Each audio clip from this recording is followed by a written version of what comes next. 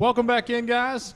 We're here at the 2019 Southern Orthopedic DME PrepZone Media Day. James Phillips here. We're with team number 4 of 7, and that team is the Curry Yellow Jackets. Last season, Curry finished 5-6 on the year, 3-3 in the region. They made the playoffs for the first time since 2012. This year, a new head coach takes over. Jeff Foshee is here. And Coach Foshee, we're going to have you go ahead and introduce yourself, make a couple of opening statements, introduce your players, and then you'll take questions from the media. Okay. My name's Jeff Foshee. I'm the head football coach at Curry. Very excited to be here. Appreciate you guys having us. To my right, I have Levi Tidwell. He's our starting offensive lineman and defensive lineman for us. To my left, I have Nate South. He's a linebacker and a running back for us. Both of these young men are seniors, and we're definitely looking forward to these two guys help lead our football team. We've had a really good spring. We finished up with about 55 guys this spring, and this summer we've averaged between 35 and 40 at every workouts, and feel really good about what we've done to this point. So, like I said, I'm very excited to be here and excited to be a Curry Yellow Jacket. Good afternoon, Coach. Obviously, outside of Levi and Nate, you're going to be looking for leaders all throughout your team with the huge amount of turnover that you all had to graduation. Who are some of the guys that you've seen step up position-wise through, or they're underclassmen or they're seniors this year? Who are some of the guys that we can see? Well, we've had a couple of younger guys step up. Caden Riley is a fullback and linebacker that's going to play a lot of football for us this fall. Let's see. Ethan Weidman is a guy that played basketball, that has been playing basketball, that's come out and had a really good spring for us, and has had a good summer as well. Looking for some good things from him as well. Let's see. Andrew Stewart's another basketball kid that's come out and is competing for a quarterback position.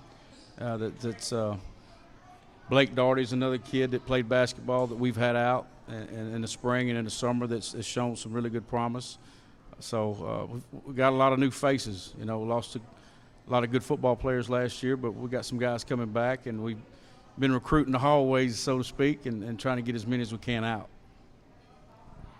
Nate, Levi, obviously you guys have a big challenge of following up on a playoff run. What's some of the goals that you have for yourselves personally and for the team this season? Personally, I want to just make every play better than the last. Just do better on the next play than I did before the play before. Well, I'm just hoping, really and truly, I just don't get injured. I'm trying to get out here and help lead this team. I don't ask to be a leader, but all these kids, they say they look up to me, and I hope that I can show them that what they need to do and help this team get better and better every time we go play. Coach, can you talk about the staff and who some people that'll be helping you out this year? Well, we got some guys that helped last year. Coach Kane will be helping. That was with us last year. He'll be with us. Coach Andrew Dickerson will be with us. He'll be our defense coordinator. Coach Baker will be back out with us. Will be our offensive line coach. So it's, you know, and we have a volunteer coach. Coach Manziel is also going to be an important part of our staff. He's actually doing a student teaching with us, and he's going to be a volunteer coach until he can graduate and get his degree. Maybe we can get him hired, but it's going to be me and those 4 guys, and I think we got good chemistry. I think we work well together, really do. Okay, being a new coach, how would you explain your philosophy to Curry fans? Well, I'm a little old school. My philosophy is a lot like the guy I played college football for at Alabama, and offensively we got to be able to line up and run the football. We got to be solid in the kicking game, and defensively we got to be able to line up and stop the run, and be solid and line up correctly and do all the little things right. I know, I probably, like I said, I sound like an old school coach. I guess I am now. I'm 47 years old. I've been coaching for 22 years, so kind of hard to believe that, but I guess I'm an old guy now. But that's kind of our philosophy. You know, we want to be able to line up, run the football, and try to establish a run and be physical, be as physical as we can. Coach, I was looking at your schedule earlier, and there were 5 road games that stood out to me. You have a stretch of 2 road games at Addison and then at Oakman, and then you have another stretch at Good Hope, at Northside, and then end the season at Carbon Hill. How do you get your guys keep them energetic as you travel all around? Well, you know, we're taking one game at a time for sure. Okay, one game at a time is what we want to do there. We're playing the game of football. Most of these guys won't ever get to play again. You know, a lot of guys won't get to go to college and play. So I kind of preach that at them. You got an opportunity to play this great game, and it doesn't matter if you're playing at home or on the road. 100 yards is 100 yards. It's 53 yards across. So I mean, you know, I use it as a challenge. Okay, as a challenge for our guys. We got 4 home games this year and 6 on the road. Matter of fact, I think I called y'all the Road Warriors earlier when we were talking in the weight room.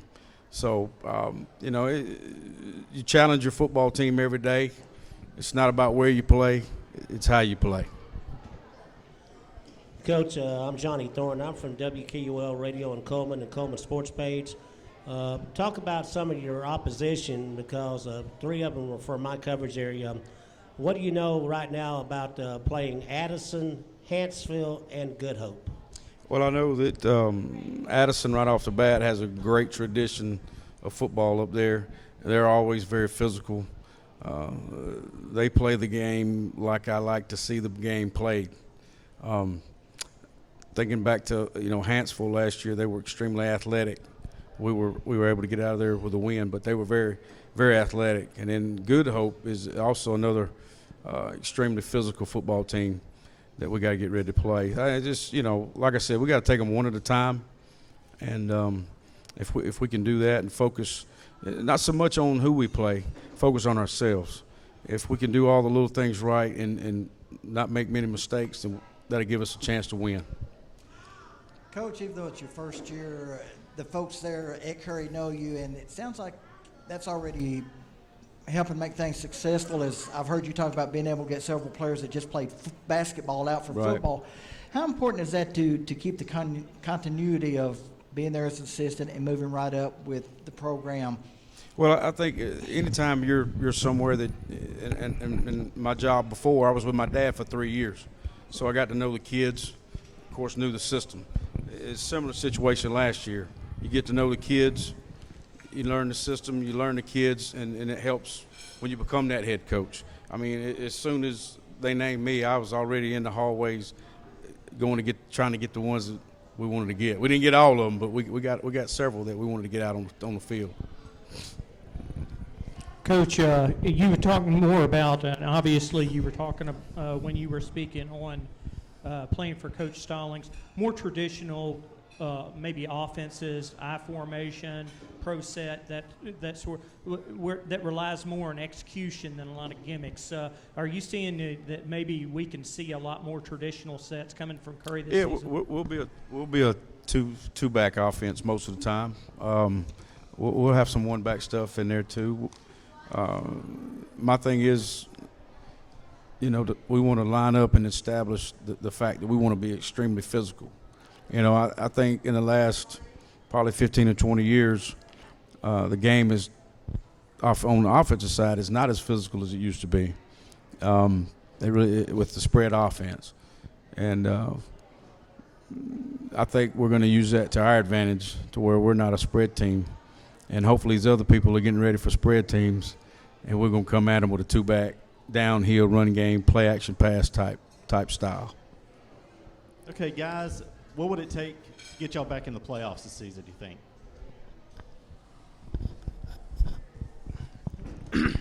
Well, I mean, we've been doing a lot more conditioning, a lot more practicing than we have been in the past couple of years. Been working extremely hard. and Coach has been pushing us more and more every day. We can't expect any days off with him, honestly. And I think that's going to have a lot to do with our playoff run this year, and I'm hoping we can come back to the playoffs. It's going to take a lot of hard work to get back to where we were last year with all the losses of the kids graduating. We have to have a lot of people step up and get into that position to make it back to the playoffs. Coach, being the first year, all right, coming from Stanhope, Elmore to Curry, what's been the biggest change? Speed of the game. You know, I was coaching 6A ball, and the speed of the game is a little faster. I mean, you know, but even then, at 16 years, my philosophy never changed. We wanted to be physical as we could be.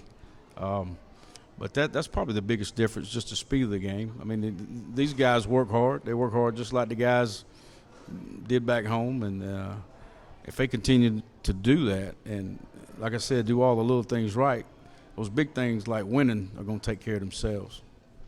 Thank you. Coach, just want to thank you again for you and your players coming out. Hope you've been welcomed into Walker County well so far, and can't wait to work with you the rest of this season, and wish you guys the best of luck moving forward. Right. Right now, I do want to mention another sponsor before we go to another break. That's Pinnacle Bank, 205-221-4111, Pinnacle Bank. In today's Daily Mountain Eagle, we announced that Pinnacle Bank was named in American Banker Magazine's top 200 community banks on that list. There's only 5 banks in Alabama that were named to that list, and Pinnacle Bank was one of them. The other ones were in Troy, Prattville, Auburn, and Atmore, so that puts them in a very good category as far as community banks go. Again, go say thanks to the folks at Pinnacle Bank. They're always sponsoring local high school football programs and all the athletic programs in our area. 205-221-4111, Pinnacle Bank. And we'll be back. Our next team to join us will be Summerton Christian, and they'll be on live around 1 o'clock. See you guys then.